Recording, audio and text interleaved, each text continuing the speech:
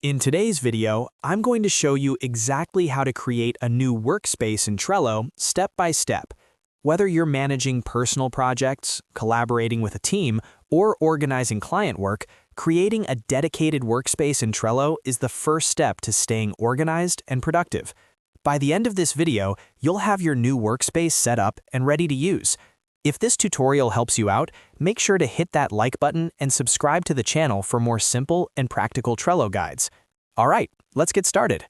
First, open your browser and go to Trello.com. Then, log into your account. Once you're logged in, you'll land on your Trello dashboard. This is where you can see your boards and access all your workspaces. Make sure you're on the main boards page before moving to the next step. Now, look to the top right corner of your screen and click on your profile icon. When you click on your profile picture, a drop-down menu will appear with several options related to your account and workspace settings.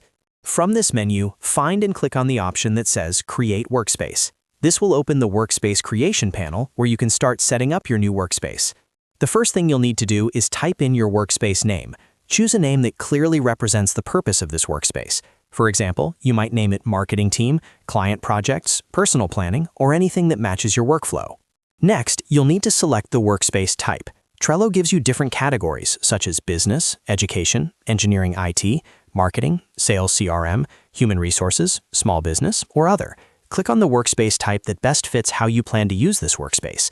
Selecting the correct type helps Trello customize suggestions and templates for your needs. After selecting the type, you'll see a field where you can type in a workspace description. This step is optional, but it's highly recommended, especially if you're working with a team. Add a short description explaining what this workspace will be used for. For example, you could write that it's for managing weekly marketing campaigns or tracking development tasks. This makes it easier for members to understand the workspace purpose. Once you've filled in the name, selected the type, and added a description, click on the Continue button to move forward. At this stage, Trello will give you the option to add workspace members. You can invite people by entering their email addresses, selecting them from your contacts, or sharing an invite link. If you're creating this workspace for a team, this is a great time to add members so everyone can start collaborating right away.